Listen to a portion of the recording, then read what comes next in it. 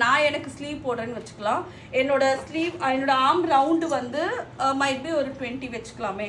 இப்போ நார்மலாக என்ன பண்ணுவோம், ஃபேப்ரிக்கை இப்படி 4ஆக மடித்து போடுவோம். 4ஆக மடித்து போட்டுட்டு எனக்கு எவ்வளோ தூரம் ஓப்பன் வருதோ அந்த ஓப்பனை ஃபஸ்ட்டு நான் மார்க் பண்ணிடுறேன். ஒரு ஷார்ட் ஸ்லீவ் தான் பண்ண போகிறேன்.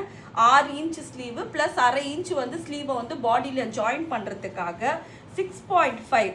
ஆக்சுவல் என்னோட ஸ்லீவ் லென்த் வந்து 6 ப்ளஸ் 0.5 வந்து ஷோல்டர் ஜாயினுக்காக சேர்த்து 6.5 நான் எடுத்திருக்கேன். ஆம் ரவுண்டை இப்படி வரைஞ்சிட்றேன். வரைஞ்சிட்டு இந்த ஆம் ரவுண்டை இதுக்குள்ளே நான் செக் பண்ணி பார்க்குறேன். எனக்கு எவ்வளோ வந்தது? 9 தான் வந்திருக்கு. ஆனால் எவ்வளோ வரணும்? என் ஆம் ரவுண்டு இப்போ தான் சொன்னேன் 20ன்னு சொன்னேன். அப்போ முன்பக்கம் எவ்வளோன்னா 10 வரணும்.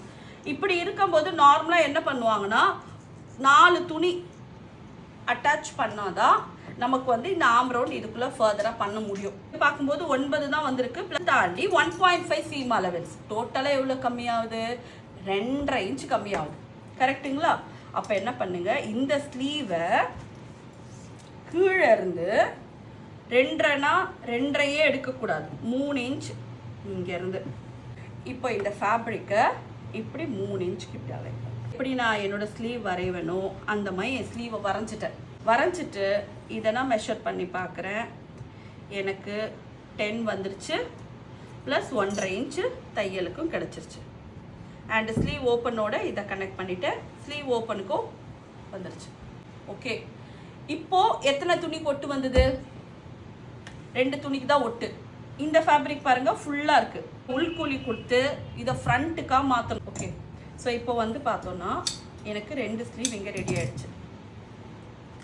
இப்போ இது ஃபுல்லாக கம்ப்ளீட்டாக இருக்கா? இதை வந்து ஃப்ரண்ட்டுக்கு விட்டுறணும். அதில் வந்து நம்ம எப்படி வந்து உள்ளே வந்து கர்வ் அடிப்போம், ஃப்ரண்ட் பார்ட்டுக்கு உள்குழி கொடுப்போம் இல்லைங்களா, அந்த மாதிரி ஃப்ரண்ட் பார்ட்டுக்கு இதை கர்வ் பண்ணிவிட்டு இதை நாச் பண்ணிவிடுங்க. அப்போது இந்த ஸ்லீவ் வந்து கம்பல்சரி ஃப்ரண்ட் பார்ட்டுக்கு தான் போக போகுது. ஆனால் இங்கே பேக்கில் இந்த சைடு வந்து கம்மியாக இருக்கு இல்லையா, அதை வந்து ஒரு பீஸ் கொடுத்து ஒட்டு போட்டுடும். இந்த பீஸிங் ஒட்டு கொடுத்துரும். பிரிட்டி டு பிரிட்டி அடித்து திருப்பிட்டோன்னா இந்த பீஸிங் ஒட்டு வராத துணியை முன்பக்கம் போட்டிங்கன்னா ஒட்டு இருக்கிறதும் யாருக்குமே தெரியாது, பார்க்கவும் அழகாக இருக்கும்.